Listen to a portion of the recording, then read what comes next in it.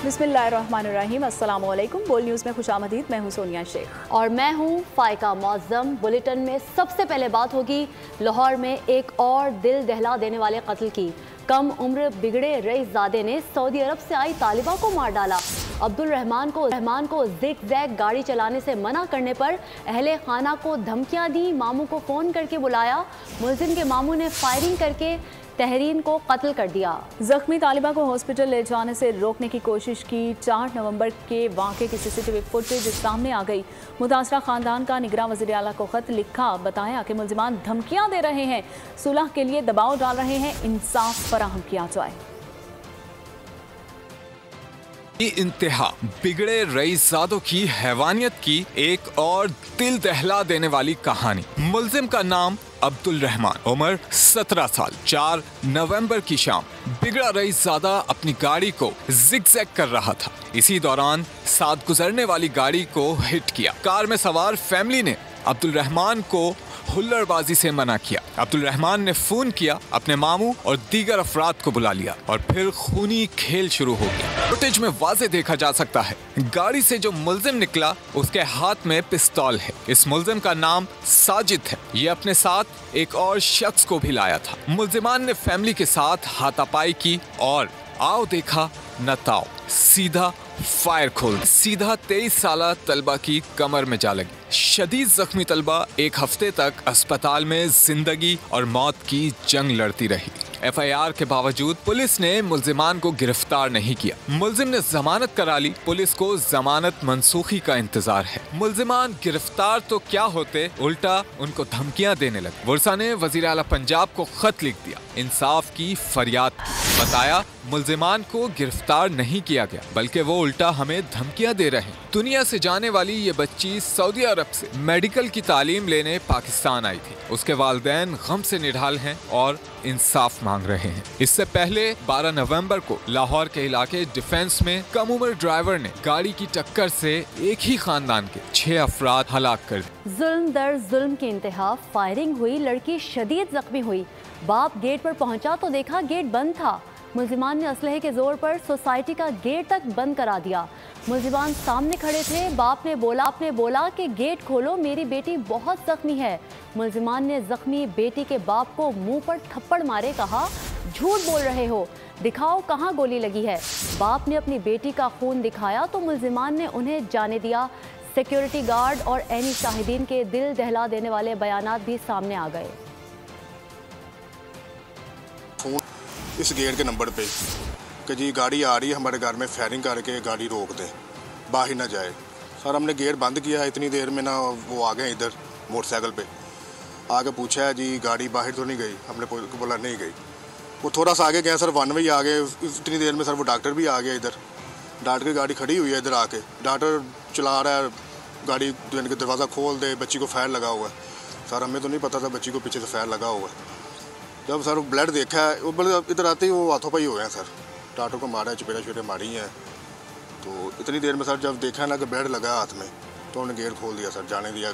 ठीक 5-10 मिनट बाद गाड़ियाँ 2-3 उनकी भी निकल गई हैं जिन मुलजमों की। मेरे पास से वो गाड़ियाँ 2 गुजरी हैं। आगे यारिस टोयोटा थी, पीछे वो कल्टस थी। तो उनके घर के पास गए हैं तो वो पहले ही असला लेके खड़े हुए थे। उन्होंने फायरिंग की तो उसी टाइम ही गाड़ियाँ पीछे आ गई हैं। लाहौर में डिफेंस कार की टक्कर से 6 अफराद की हलाकत का केस। मुलजिम को आज रिमांड खत्म होने पर दोबारा अदालत में पेश किया जाएगा। मुलजिम अफनान शफकत का उम्र के तयन का ऑसिफिकेशन टेस्ट करवा लिया गया है। ज़राए का कहना है कि मुलजिम अफनान ने दौरान तफ्तीश गाड़ी तेज़ रफ्तारी से चलाने और ड्रिफ्टिंग का एतराफ़ कर लिया है। पुलिस हुकाम का कहना है कि पंजाब फ्रांसिक एजेंसी ने पुलिस ग्राफिक और फोटोग्रामेटिकल टेस्ट के लिए मुलजिम को 29 नवंबर को बुलाया है। लाहौर के इलाके गुजरपुरा चाइना स्कीम में क्रिकेट खेलने पर शहरी को कत्ल कर दिया गया। अहले खाना ने बताया मकतूल नासिर बट के बच्चों की मुलजिमान से क्रिकेट खेलते हुए लड़ाई हुई। मुलजिमान ने पहले बच्चे पर तशद्दुद किया, फिर वालिद पर बल्ले के वार किए। पुलिस के मुताबिक 45 साला नासिर बट को मुलजिमान ने बल्ले के वार करके कत्ल किया। मकतूल की लाश मुर्दा खाने मुंतकिल।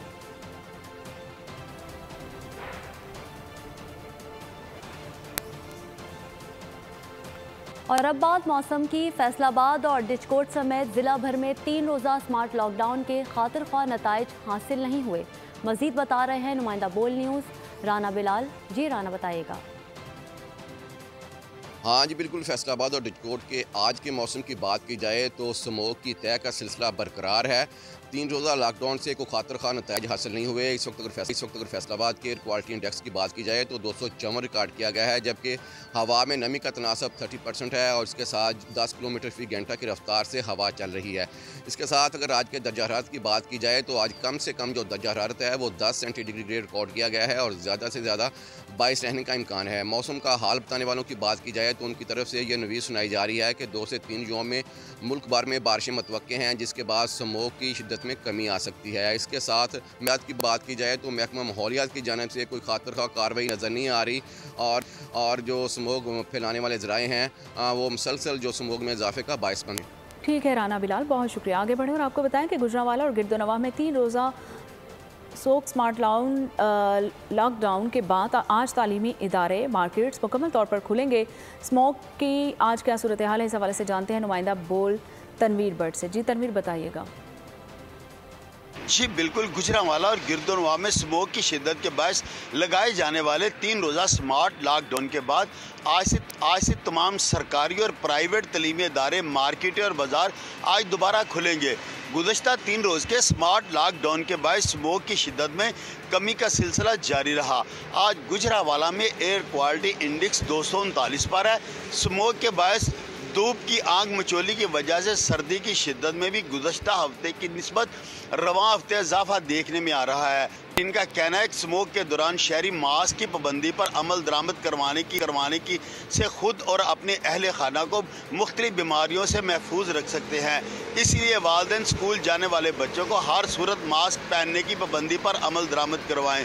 बहुत शुक्रिया तनवीर भट्ट आपका। उधर ओकाड़ा और उसके गुरुद्वारा में भी फॉग और स्मोक ने अपने डेरे डाल लिए, हद निगाह 0 के करीब हो गई। इस हवाले से मजीद जानते हैं नुमाइंदा बोल न्यूज़ मलिक अब्दुल वहीद से। जी मलिक, बताइएगा।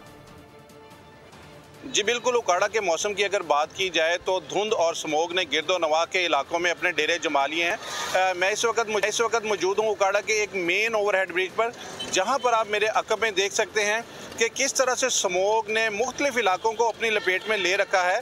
यहाँ तक कि जो हद निगाह है वो 0 के करीब होकर रह गई है, जिसकी वजह से ट्रैफिक की रवानी में भी खासी मुतासर दिखाई दे रही है।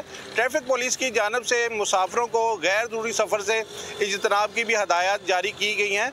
बात करें अगर मौसम की तो महकमा मौसमियात की जानब से कम जो दर्जा हरारत है वो 10 डिग्री सेंटीग्रेड रिकॉर्ड किया है। बात करें अगर महकमा सेहत की तो महकमा सेहत ने आम रूटीन में जो शहरियों को मास्क और ग्लासेस लगाकर घरों से निकलने की हदायत जारी की हैं, ताकि जिसमें फ्लू, नज़ला, ज़ुकाम और खांसी जैसी बीमारियों से बचा जा सके। अब्दुल वहीद, बहुत शुक्रिया। और कसूर और उसके गिरदोनवाह में भी शदीद धुंध की लपेट में होने की वजह से हद निगाह 0 होकर रह गई है। हमारे नुमाइंदे आसिफ जावेद से मजीद जानते हैं। आसिफ, बताइएगा क्या सूरत हाल देख रहे हैं आप मौसम की वहाँ पर?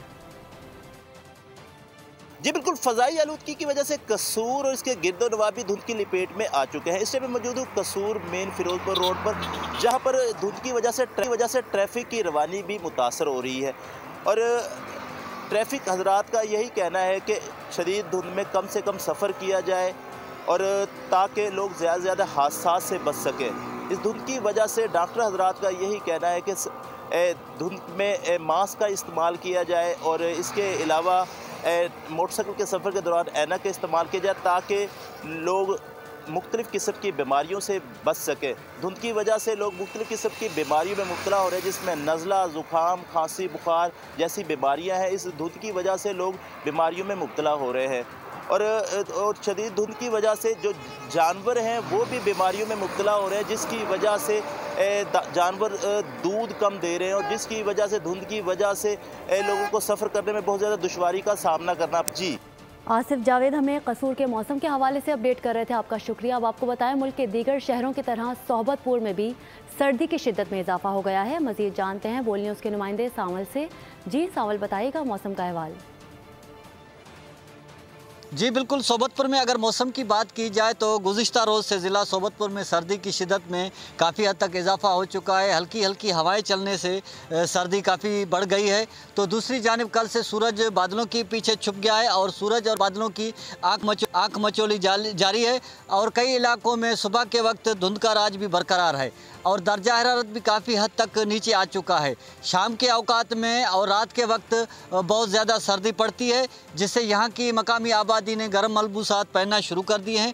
दिन के वक्त कम से कम दर्जा हरारत 25 डिग्री सेंटीग्रेड, जबकि रात और शाम और रात के औकात में कम से कम दर्जा हरारत 14 डिग्री सेंटीग्रेड रिकॉर्ड किया जाता है। जी आगे बढ़े, आपको बताएं, साबिक वज़ीर आज़म नवाज शरीफ को एवन फील्ड और अल अजीज़िया रेफरेंसेस में दी जाने वाली सज़ाओं के खिलाफ अपीलों की समाअत आज होगी।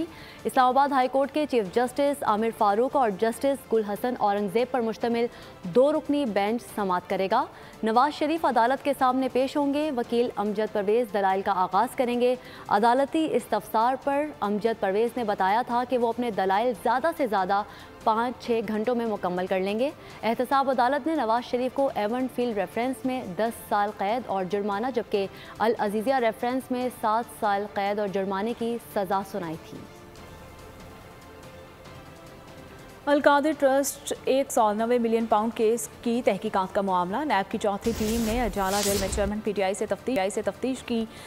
नैब की चारों टीम्स ने चेयरमैन पीटीआई से अलग अलग तफ्तीश की है। अल कादिर ट्रस्ट केस की समाअत आज अजाला जेल में होगी। एहतसाब अदालत के जज मोहम्मद बशीर समाअत करेंगे। नैब टीम की क़यादत assistant director NAB Abdul Rahman कर रहे हैं। एहतसाब की खुसूसी अदालत के जज मोहम्मद बशीर ने चेयरमैन पीटीआई का अजाला जेल में ही 27 नवंबर तक जिस्मानी रिमांड मंजूर कर रखा है। खेल के मैदान का रुख करते हुए आपको बताएं कि कौमी T20 टूर्नामेंट में पाकिस्तानी बैटर आजम खान को अपने बैट पर फ़लस्तीन का झंडा लगाना महंगा पड़ गया। ज़राए के मुताबिक कौमी T20 टूर्नामेंट में आजम खान पर मैच फीस का 50% जुर्माना आयद कर दिया गया। PCB ज़राए का कहना है कि आजम खान पर गैर मंजूर शुदा लोगों के इस्तेमाल पर कार्रवाई हुई। आजम खान को मैच रेफरी ने बैट पर फ़लस्तीन के झंडे का स्टिकर लगाने से मना किया था। और अब बात करते हैं अफसोसनाक वाक़े की। कराची के शॉपिंग मॉल में आग का मुकदमा दर्ज हो गया। इंतज़ामिया, बिल्डर्स, महकमा फायर ब्रिगेड और नक्शा पास करने वाले अफसर को नामजद कर दिया गया। कत्ल और लापरवाही की दफ़ात शामिल कर दी गई। FIR के मुताबिक नक्शा गैर कानूनी तौर पर मंजूर किया गया। मॉल में फायर सेफ्टी और हंगामी अखराज का रास्ता नहीं था। फायर ब्रिगेड ने नाकिस मटीरियल के बावजूद NOC जारी कर दिया। कराची के शॉपिंग मॉल में आग कैसे भड़की? इमारत में फंसे अफराद को क्यों ना निकाला जा सका? जिम्मेदार कौन? वाक़े की तहकीकात के लिए कमेटी कायम। सरकार की मुद्दत में मुकदमा दर्ज कर लिया गया। कमेटी 7 रोज में तहकीकात मुकम्मल करके कराची पुलिस चीफ को इरसाल करेगी। गफलत के मुर्तकिब अफराद का तयन किया जाएगा। मुकदमे में कत्ल बिलसबब, गफलत बरतने और दीगर दफात शामिल की गई हैं। मतन के मुताबिक आग शॉर्ट सर्किट की वजह से लगी। इमारत में आग बुझाने के आलात और हंगामी अखराज नहीं थे। इमारत की तामीर में नाकिस मटेरियल का इस्तेमाल किया गया। नक्शा पास करने वाले इदारों के खिलाफ जांच होगी। गुज़िश्ता रोज राशिद महनाज रोड पर कायम शॉपिंग सेंटर को आग ने लपेट में ले लिया था। हादसे में झुलस कर और दम घुटने से 11 अफराद जान की बाजी हार गए थे। फायर ब्रिगेड ने शॉपिंग सेंटर में आग बुझाने और शहरियों की जान बचाने के इंतजामात को नाकिस करार दिया था। इमारत में हवा के दाखिले और धुएं के निकलने का कोई रास्ता नहीं था। ज्यादा अमवात दम घुटने के बायस हुई हैं। DIG असफर मेहसर की बोल के प्रोग्राम बस बहुत हो गया में बातचीत। कहा शॉपिंग मॉल की इमारत इंतहाई तंग है। डक को भी छत पर फ्लोर बनाकर बंद कर दिया गया। पे कोई वेंटिलेशन का आज हमने जो इंस्पेक्ट किया है, कोई प्रॉपर अरेंजमेंट नहीं है कि अगर आग लगे तो धुआं ऊपर को निकलना चाहिए।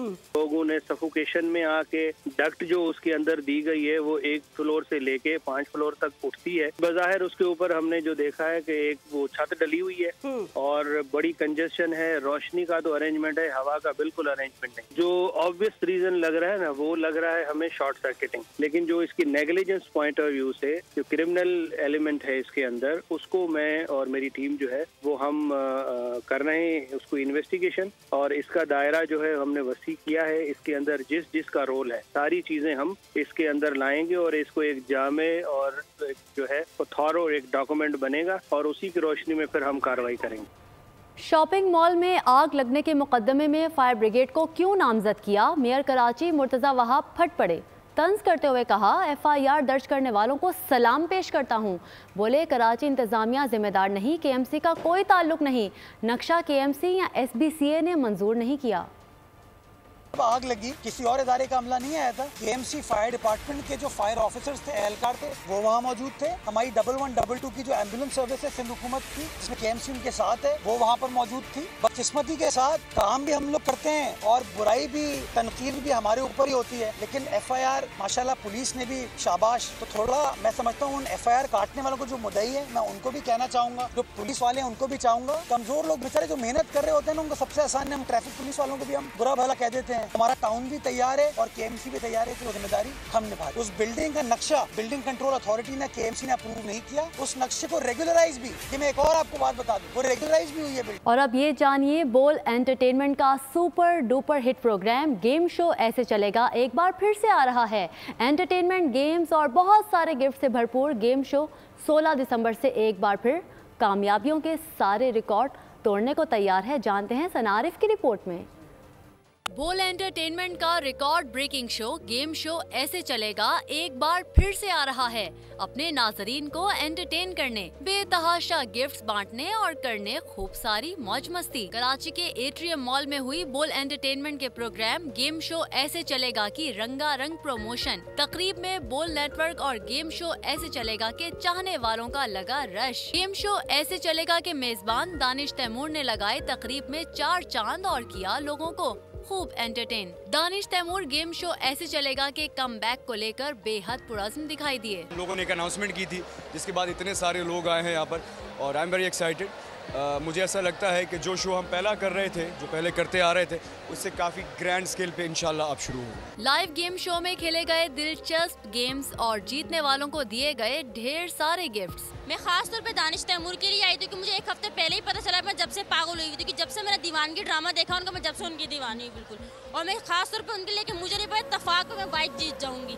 और मैंने चेयर्स वाला गेम खेला और मैं दानिश तैमूर से मिलकर बहुत बहुत बहुत खुश हूँ और मुझे उनकी न्यू जो शो आ रहा है उनकी भी बहुत खुशी है। बहुत मज़ा आया हमें यहाँ पे, हमने बहुत सारे गिफ्ट्स भी जीते और हमें बहुत एक्साइटमेंट है कि अब गेम शो 15 से स्टार्ट हो रहा है वापस से। एंटरटेनमेंट की भरमार लिए गेम शो ऐसे चलेगा में हिस्सा लेने के लिए लोगों ने बढ़ चढ़कर करवाई रजिस्ट्रेशन और साबित किया कि शिद्दत से है बोल एंटरटेनमेंट के प्रोग्राम गेम शो ऐसे चलेगा का इंतजार। कैमरामैन दानिश शकील के हमरा, सना आरिफ, बोल न्यूज कराची। आपको बताएं कि जुड़वा बच्चों का इंतकाल, मियां बीवी शहर से दूर बस गए। खतरनाक ताकतों ने जोड़े को सताना शुरू कर दिया। Hollywood horror film angel baby का ट्रेलर जारी। न्यूज बुलेटिन से फिल वक्त इतना ही। मजीद खबरों के लिए देखते रहिए बोल न्यूज।